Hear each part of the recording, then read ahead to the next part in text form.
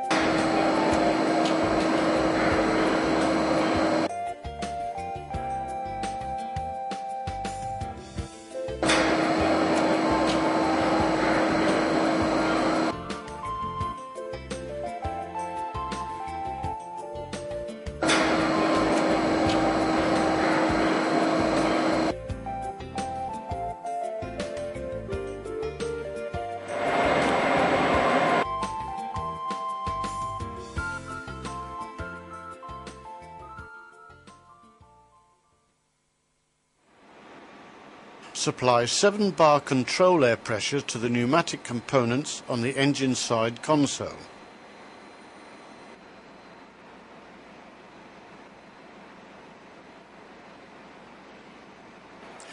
Switch control from the engine room to the engine side console. Turn the regulating hand wheel until the tapered slots of the two levers are aligned.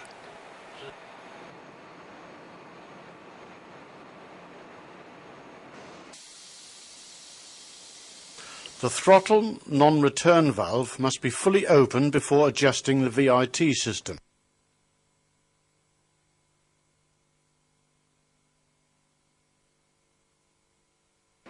Loosen the lock nut and screw the spindle counterclockwise as far as it will go.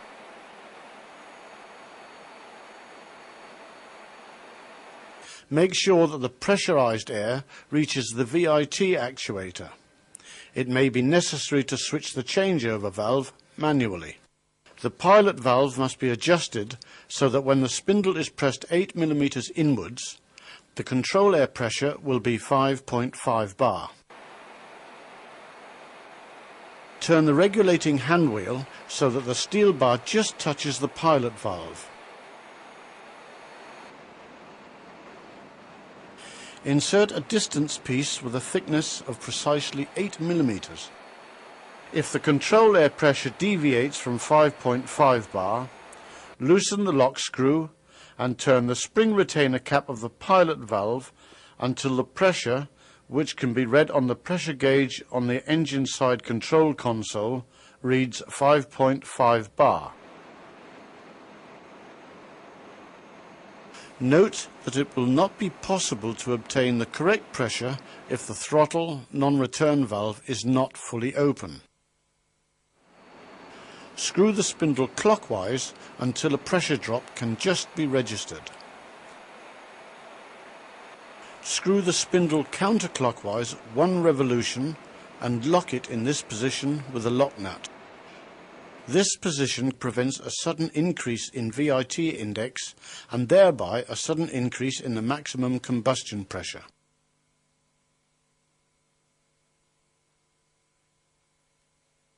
Make sure that the VIT index is set at 0. Measure distance R between the two pivoting points.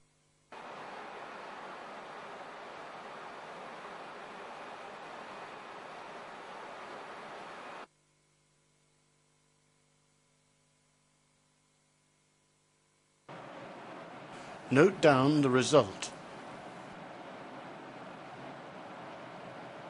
Measure distance L between the pivoting point and the center line of the VIT rack.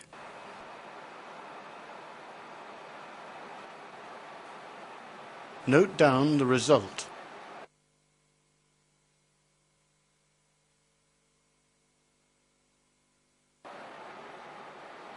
Measure distance X between the pivoting point and the center line of the VIT rack.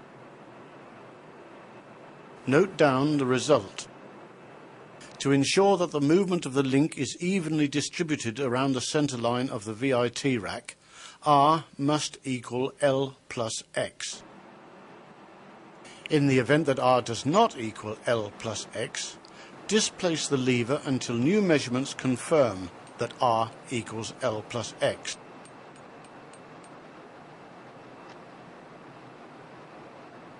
When the correct position is obtained, mark the position of the lever and stamp the cylinder number on the locking plate and lever.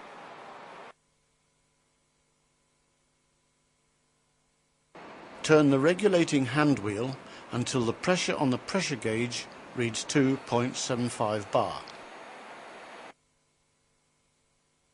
The VIT rack must be adjusted so that the middle index of the VIT rack can be read when a control air pressure of 2.75 bar is applied. If the actual VIT index does not correspond to the middle index, adjust the link until it does.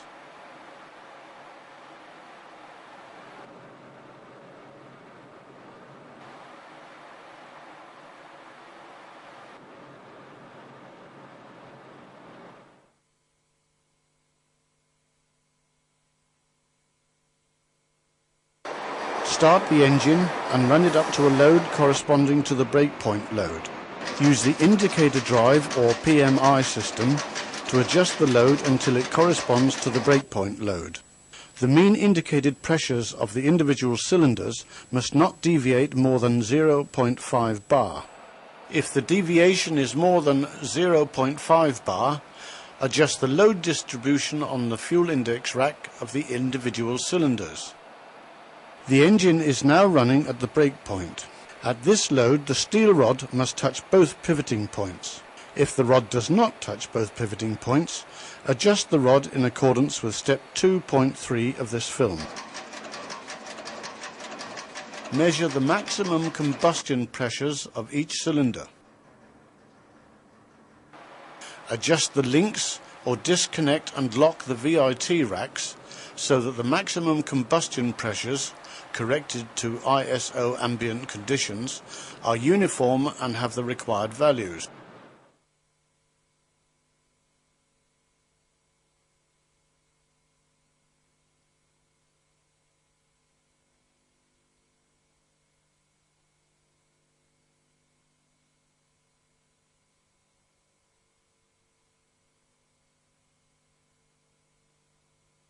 Note down the fuel pump indexes and VIT indexes. Run the engine up until it corresponds to 100% MCR. Use the indicator drive or PMI system to adjust the load so that it corresponds to 100% MCR. The mean indicated pressures of the individual cylinders must not deviate more than 0.5 bar. If the deviation is more than 0.5 bar, adjust the load distribution on the fuel index rack of the individual cylinders. Again, measure the maximum combustion pressures for each cylinder. Adjust the links or displace and lock the VIT racks so that the maximum combustion pressures, corrected to ISO ambient conditions, are uniform and have the required values.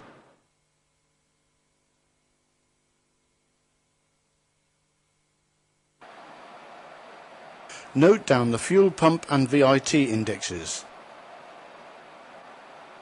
Note down the VIT indexes at breakpoint and 100% MCR and calculate the average index. Determine the middle value of the VIT rack and calculate the difference between the middle index and the calculated average index. The result of this calculation will determine how much the cams are to be turned. If the result exceeds 0.5 millimeters, the cams must be turned according to step 1.6 of this film, after step 1.5 has been completed. The purpose of turning the cams is to distribute the breakpoint and 100% MCR service points evenly around the middle value of the VIT rack.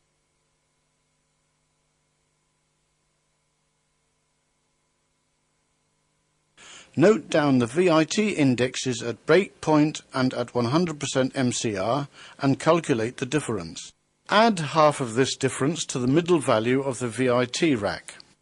Subtract half of this difference from the middle value of the VIT rack. Calculate the average VIT index at breakpoint and at 100% MCR.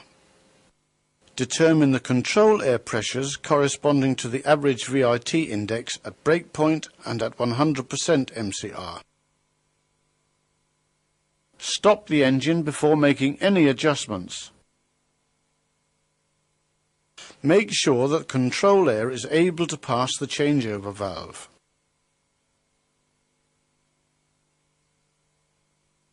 Supply a control air pressure of 7 bar to the pilot valve. If the links were adjusted in step 1.4, then adjust again so that a control air pressure of 2.75 bar corresponds to the middle value of the VIT rack. Turn the fuel regulating handle to the breakpoint position. At this position, the steel rod touches both pivoting points.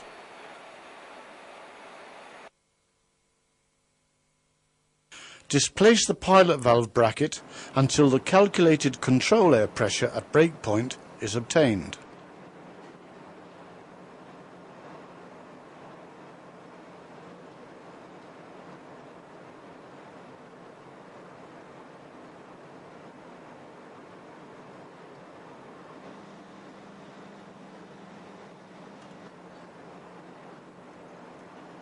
Turn the fuel regulating handle to the 100% MCR position. Displace the lowermost pivoting point until the calculated control air pressure at 100% MCR is obtained. Start the engine and run it up to a load corresponding to the breakpoint. Make sure that the control air pressure is able to pass the changeover valve. Fine adjust the links so that the maximum combustion pressures, corrected to ISO ambient conditions, are uniform and have the required value. Load the engine until it corresponds to 100% MCR, and fine adjust the lowermost pivoting point so that the maximum combustion pressures, corrected to ISO ambient conditions, are uniform and have the required values. Cams must be turned if the value calculated in step 1.4 of this film is exceeded.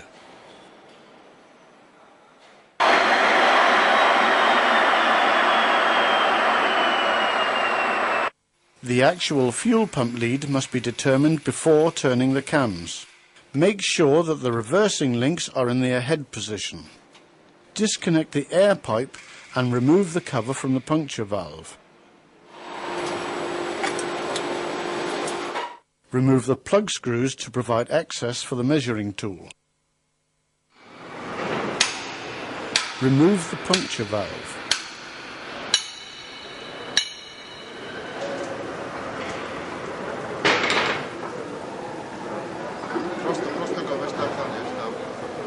Mount the measuring tool, making sure that it engages correctly with the bore in the top of the fuel pump plunger. Turn the cylinder concerned to top dead center.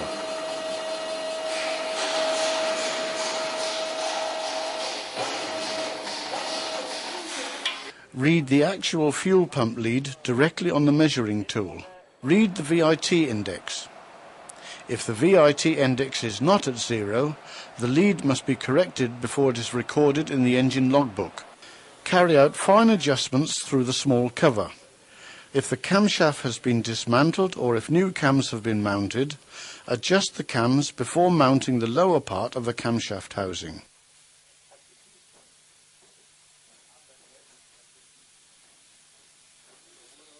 Remove the plugs from the cam, and insert copper gaskets. Mount, but do not tighten the snap-on couplings. Connect the snap-on couplings to the high-pressure pump and vent the system.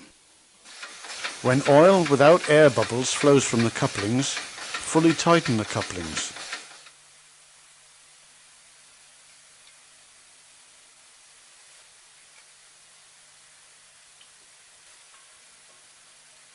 Turn the engine until the special spanner can be mounted, then raise the pressure until oil seeps out between the cam and camshaft. Read the measuring tool once again before turning the cam. Turn the cam in the required direction. See also step 1.4 of this film.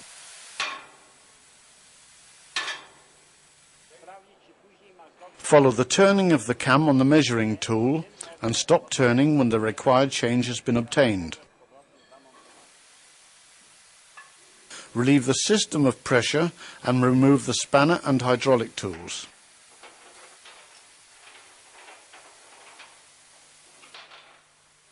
Leave the cams to settle for a minimum of 15 minutes and then mount the plugs.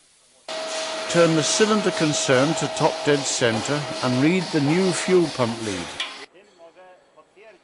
Read the VIT index. If the VIT index is not at 0, the lead must be corrected before it is recorded in the engine logbook. Mount the cover of the camshaft housing. Provide the puncture valve with new sealing rings and lubricate with molybdenum disulfide.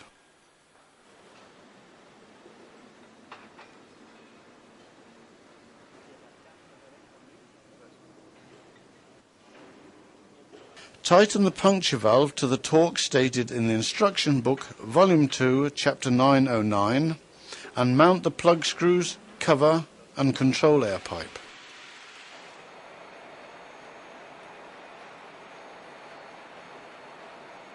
Finally, change over to normal engine control. Make sure that the VIT system changeover valve is properly connected.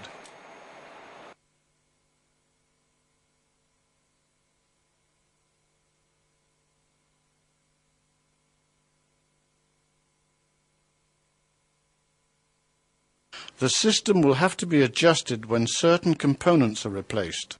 Regarding the throttle non-return valve, see Part 1, Step 1.1 of this film. Regarding the pilot valve, see Part 1, Step 1.1 of this film.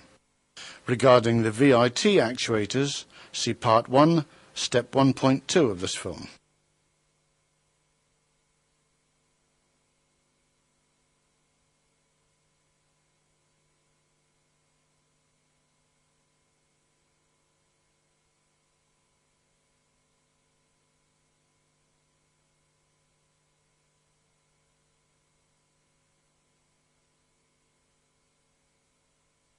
Measure the maximum combustion pressures regularly, especially after bunkering new fuel oil.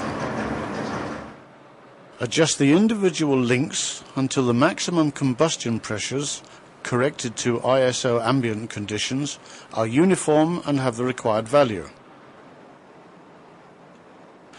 If all the maximum combustion pressures are either too high or too low, displace the pilot valve bracket.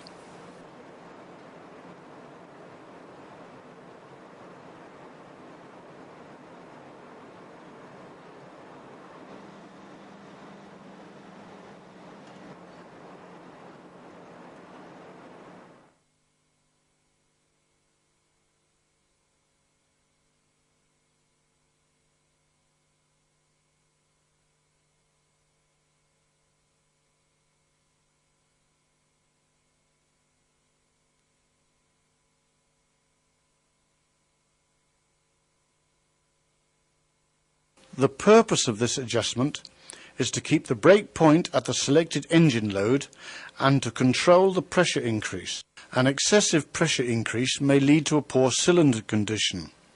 In this event, contact the engine builder before making any adjustment. Start the engine and run it up to a load corresponding to the brake point load. and hereafter to 100% MCR load. Use the indicator drive or PMI system to adjust the load so that it corresponds to the breakpoint load and 100% MCR load. Note down the fuel pump indexes. The mean indicated pressure of the individual cylinders must not deviate more than 0.5 bar. If the deviation is larger than 0.5 bar, adjust the load distribution on the fuel index rack of the individual cylinders.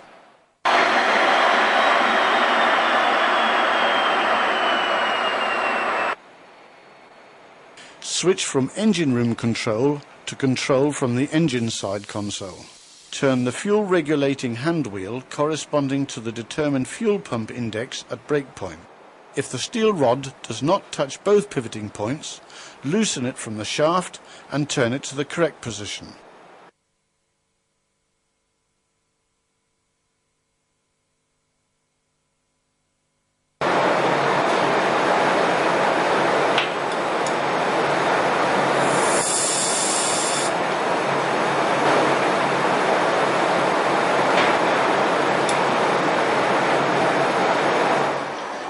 Start the engine and run it up to a load corresponding to the breakpoint load.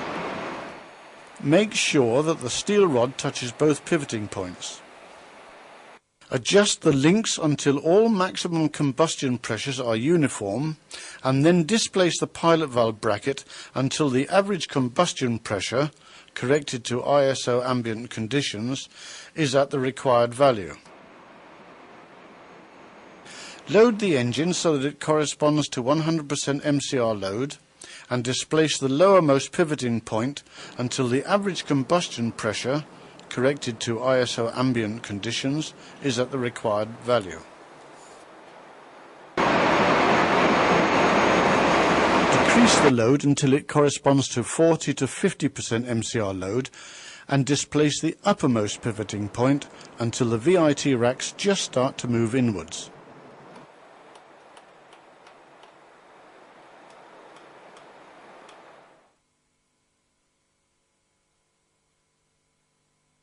This occurs at a control air pressure of about 0.5 bar. Lock the pivoting point in this position and change over to normal engine control.